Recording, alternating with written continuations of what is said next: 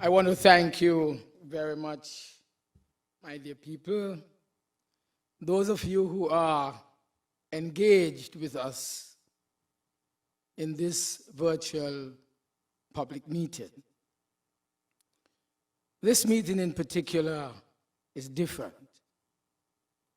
It is coming after a most hectic day when so many different events would have taken place that would go down in the annals of our history.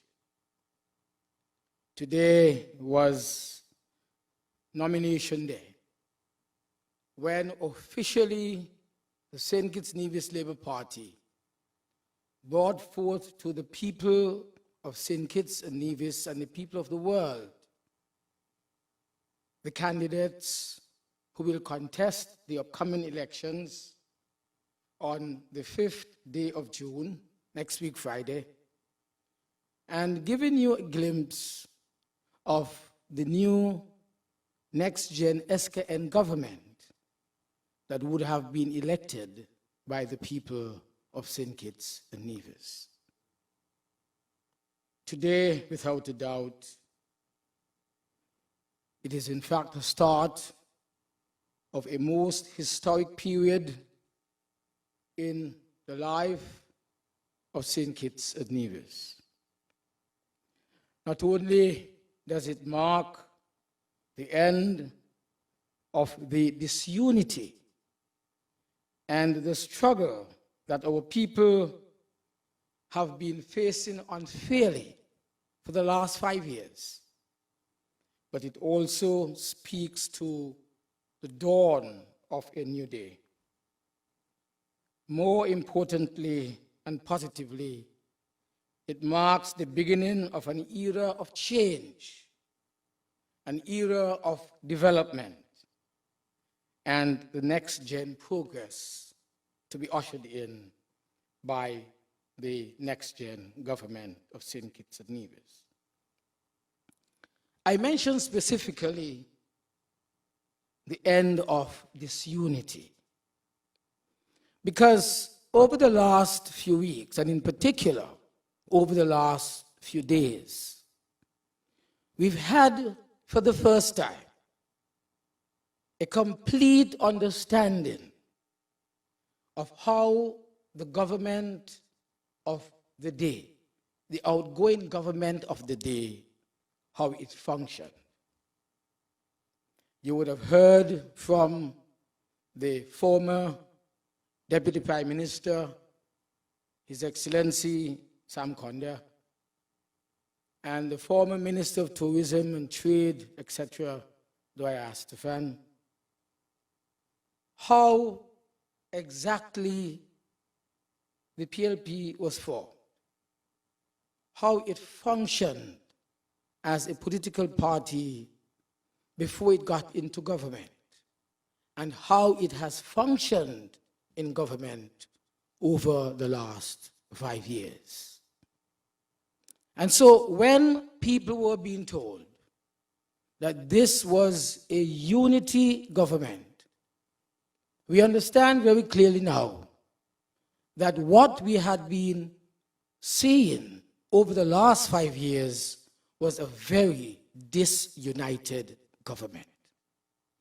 I alluded to it the other night when I said that a simple decision on a simple matter of governance would not have been easily taken because each entity was holding on to its own position and opinion, and thus the people's business never really got done. Just imagine, for example, the situation of the Boundaries Commission.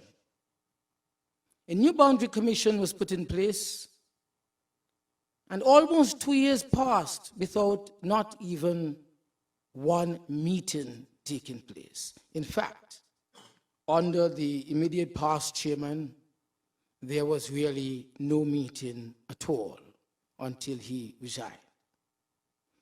The point I want to make is this. What you saw today was really a matured group of individuals who had bonded themselves truly together for almost 3 years, united in one common purpose, and that is to serve the interest of the people of St. Kitts and Nevis to the best of our abilities, so that the people can benefit from our service. And so today in particular, I want to commend the other members of this team who have gone before me. I want to commend them for their maturity. I want in particular to thank Leon Natter Nelson for his maturity, for not being easily provoked, who stood up to the taunting of Dr. Harris outside of the police station when Natter had exited and Harris was about to enter. I was there. The taunting, almost as if he wanted to hit us in our faces. Why is it that Harris has to behave like this as the Prime Minister? Natter and myself, we kept our cool, our calm, because you see, I've said to you before, Douglas is a changed man, a different man. Douglas is a changed and different man. Because with that kind of provocation in the past, I would have reacted. I thank God, therefore, for the wisdom, the patience.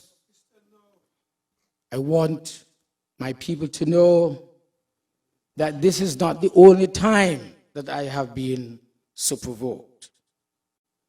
We have kept our calm, we have kept our cool, emotions were high, and Natter, with a calmness and a maturity that one would not have seen under those circumstances, he deserves tonight tremendous applause.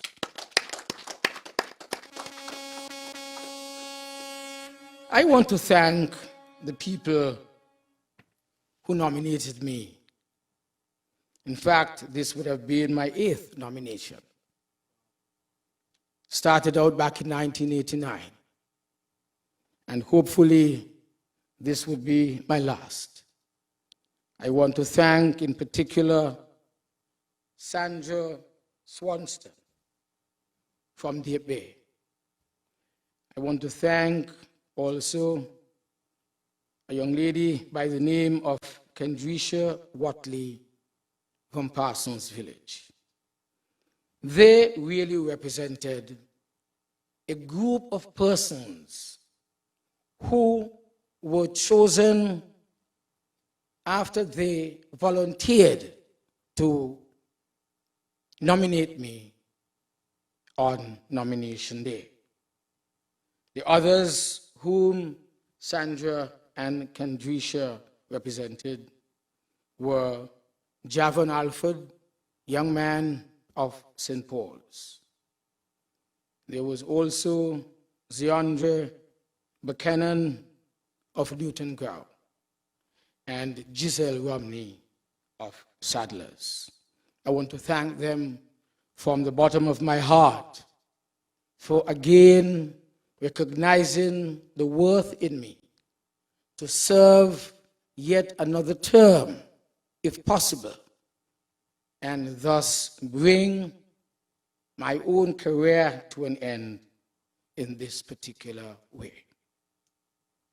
I thank them because, of course, they, a group of young ladies mostly, and one young man, because under the present circumstances, anybody might have said, well, I'm not doing it, but they volunteered to do it, and for this I am very, very pleased.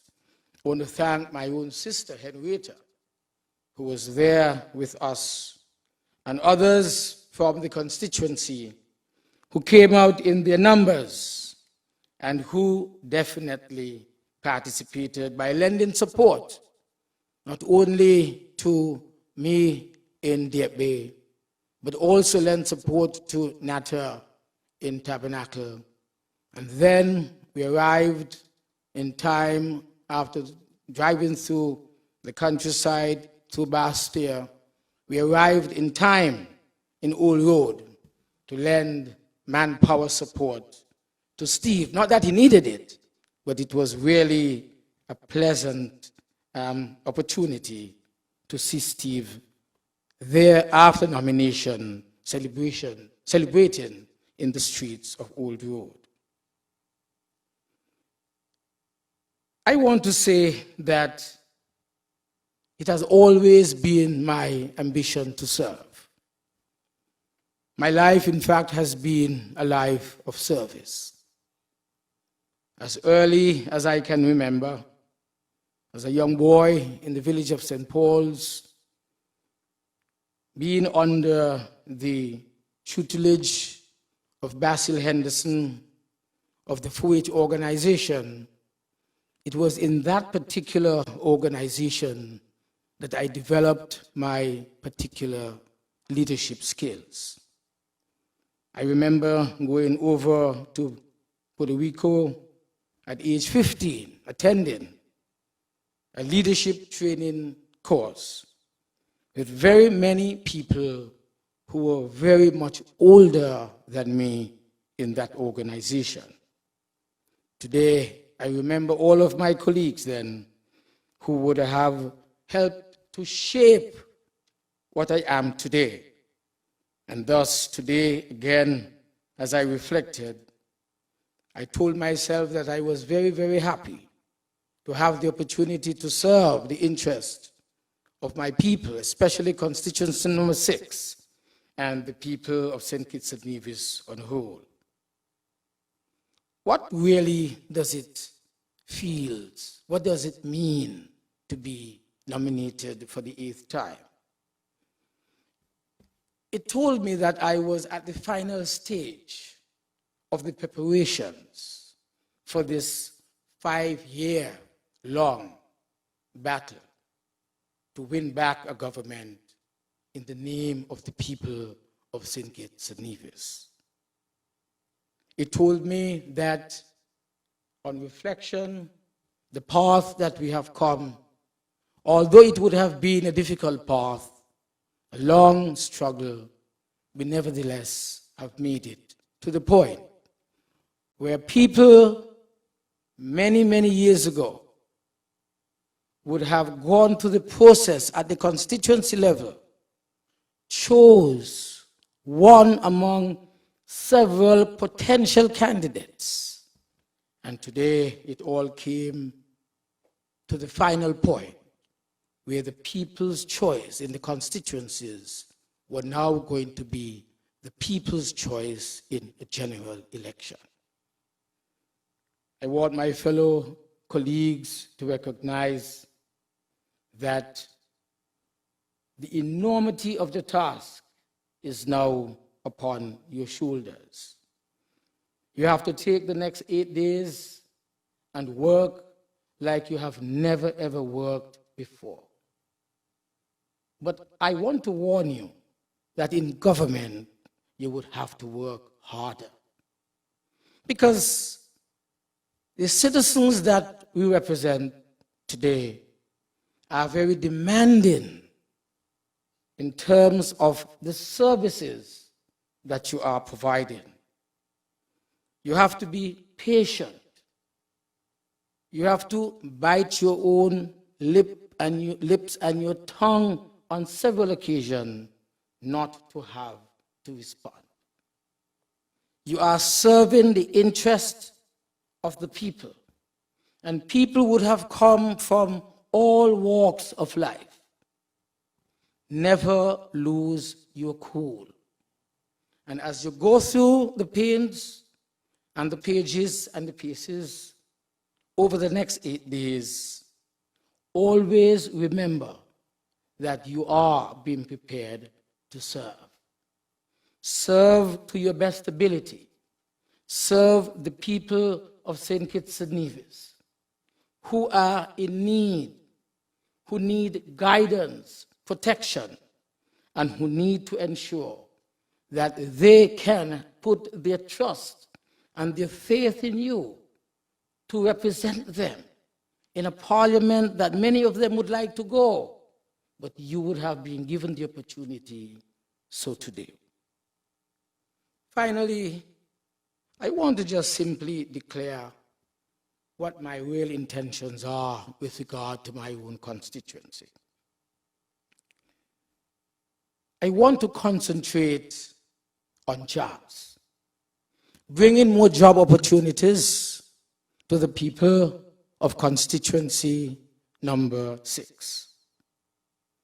I have pledged that we will bring as much development to the area that we can. In fact, we will expand what we have seen already at Kitishan Hill as a massive development, billion-dollar development that would bring benefits to the people of constituency number 6 and the people of St. Kitts on the whole. And so whatever unfinished job is there with regard to the dreams and the vision of that eco-touristic plant development, we shall complete it in this next term. We are a people from sporting communities, Newton Grove, St. Paul's, Deepby, Parsons, Sadlers, all sporting villages. We have a number of facilities that would need to be upgraded. They shall all be upgraded, including the basketball court there in Parsons. It has to be fenced. It has to be given bleachers. People must feel comfortable, that they are sitting comfortably and looking at a match of their own children playing basketball there in Parsons. The massive complex that Sadler's Sporting Complex is will have to be fenced. It will be improved and upgraded. The lighting in particular will have to be tackled almost immediately. We will have to improve it in terms of building a proper pavilion facility so that there will be more covering to the bleachers that we have there.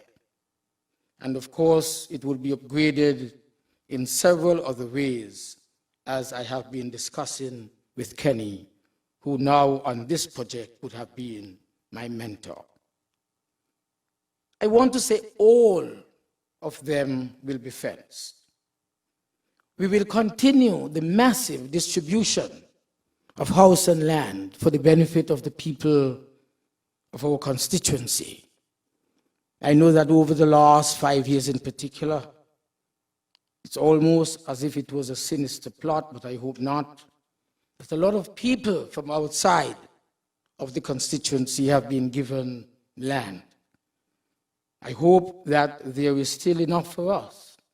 And if there is not enough, I shall make more available to the people of my constituency. There will be construction of houses from land to mountain, as we would say back in St. Paul, from sea to mountain. We need more houses for our people, real houses. The people have told me, especially in the last development that we've had in Rollins, that they don't want bungalow type of homes anymore, because in those homes are living, as was mentioned by someone earlier, Dr. Ju, I think it was, 3-4 generations of families. The grandmother, and sometimes the great-grandmother, the mother, and the child. They are asking me to have 2 levels so that the roof of what is being built to them would be concrete, so that later on they would be able to build upwards and thus accommodate other members of the family who want to remain together. This is something that the engineers will have to advise upon. But for me, from my simplicity in terms of building construction, I don't see that being any problem at all. We will ensure that our communities, all of them, are developed. All of them. The dilapidated buildings that we have, Deep Bay, Parsons, Sadler, St. Paul's, Newton Ground, we would want to ensure that they are cleaned up, find out who are the owners, and if possible, work with the owners to ensure that we do have very decent, modern-looking communities. Of course, specifically to some of the various communities, Newton Ground, for example, Newton Ground is in need of a health facility. And so we shall work our butts off to ensure that in this new term, Newton Ground would have its own healthcare facility. Also, I want to make the point that Newton Ground has always been like the food basket of the constituency.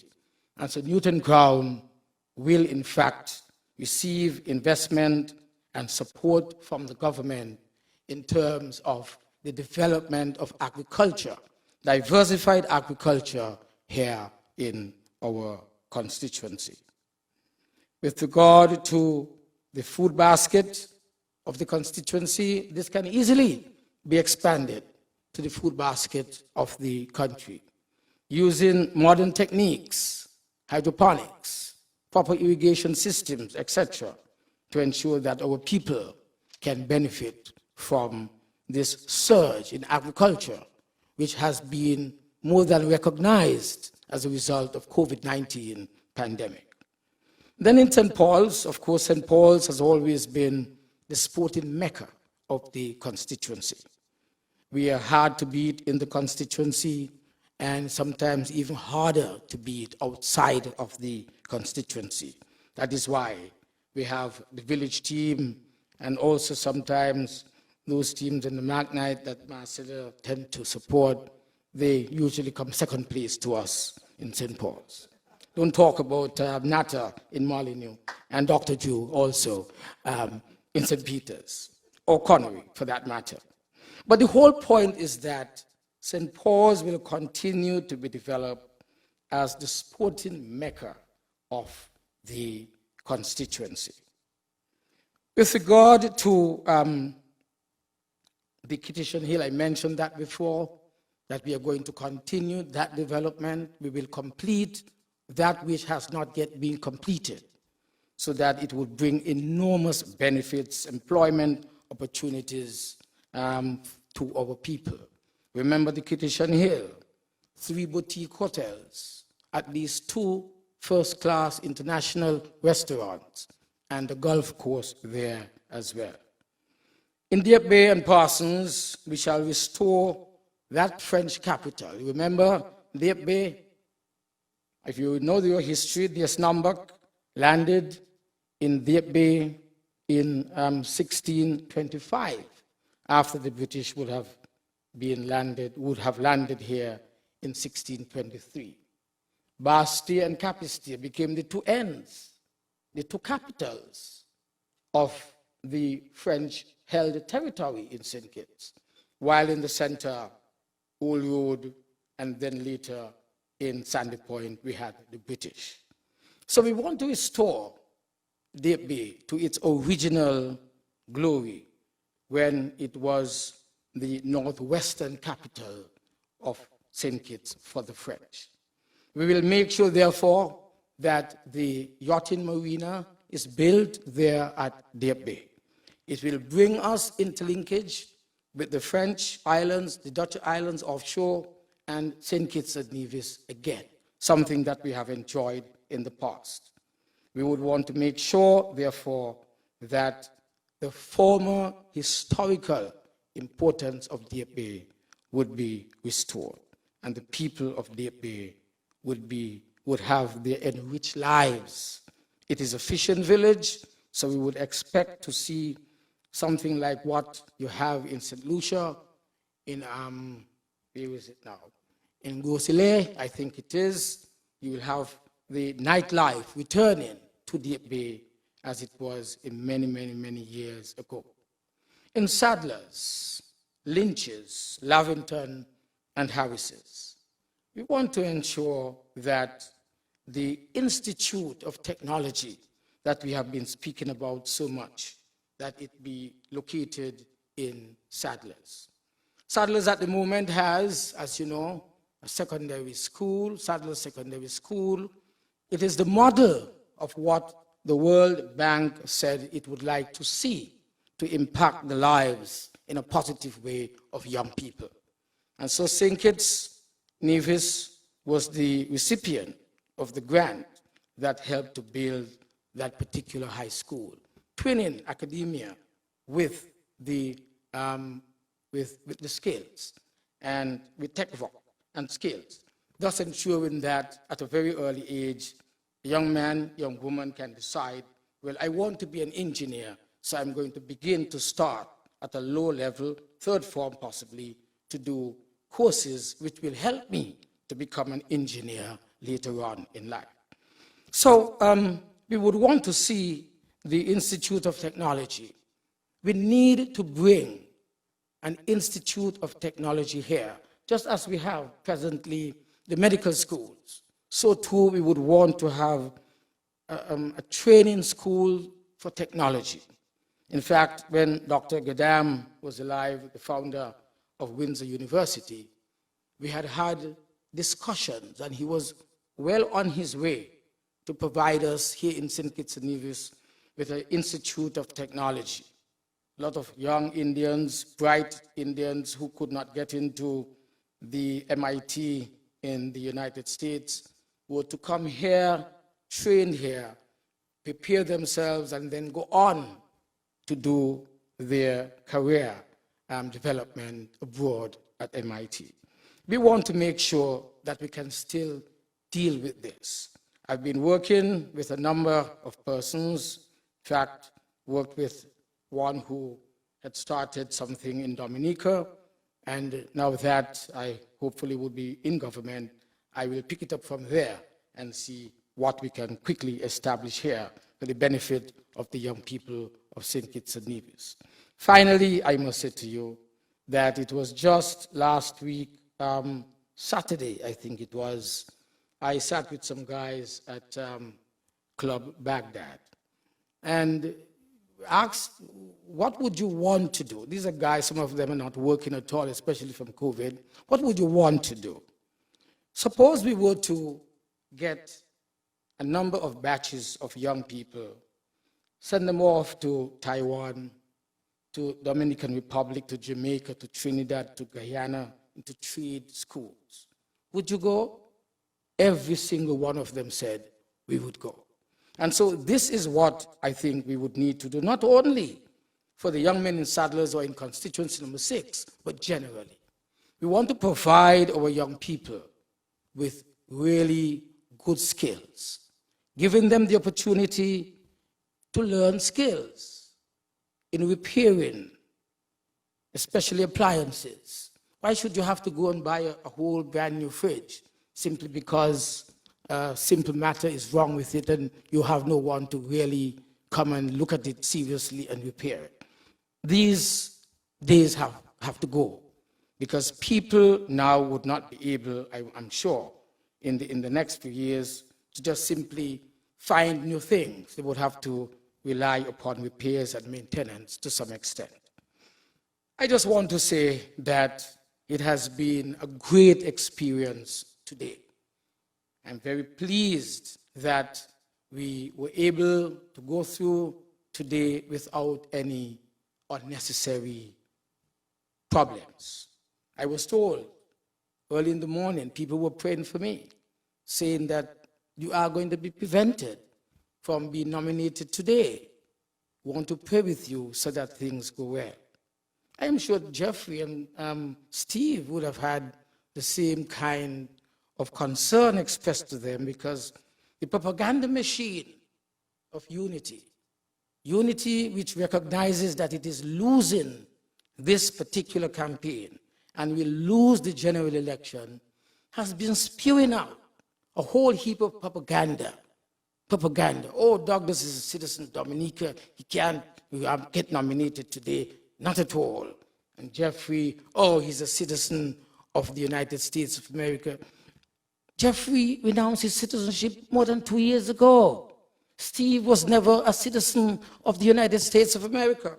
Yet we are hearing this kind of nonsense in the middle of what is in fact a very, very serious campaign to ensure that St. Kitts and Nevis will be pulled out of the doldrums where it is today with a decent government and become number one again. If you were wondering why I wore this shirt, that's why. Number one again. God bless you. Thank you. Good night. Stand up! We're coming in stronger than ever. We're coming in stronger than ever. Everybody start jumping till Labour, till Labour, till Labour, till Labour army, till Labour, till Labour, till Labour. Army is a nation of red.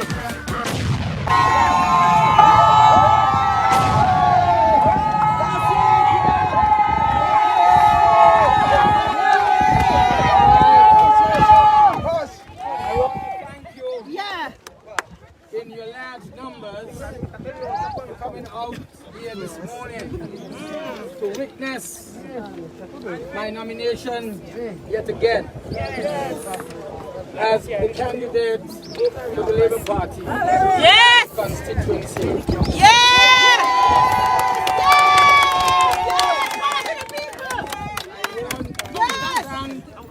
In particular, power to the people.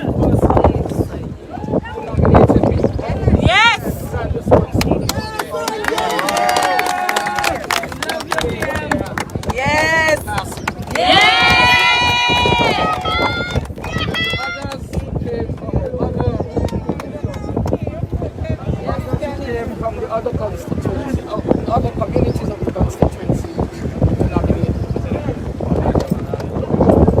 I say to you that the St. Kitts Nevis Labour Party will form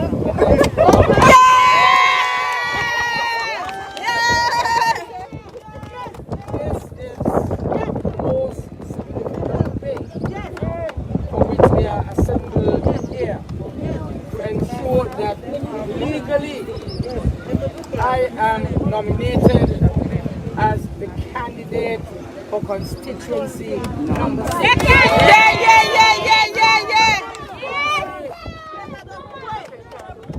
All morning, all week, I have been receiving all kinds of messages, but I must not be daunted by the efforts of Timothy Harris to stop me from doing what I just did. Thank you for your prayers, for your support. And I said to you, we saw what happened on Monday in St. Paul. We had legal police permission to do our thing in opening our offices.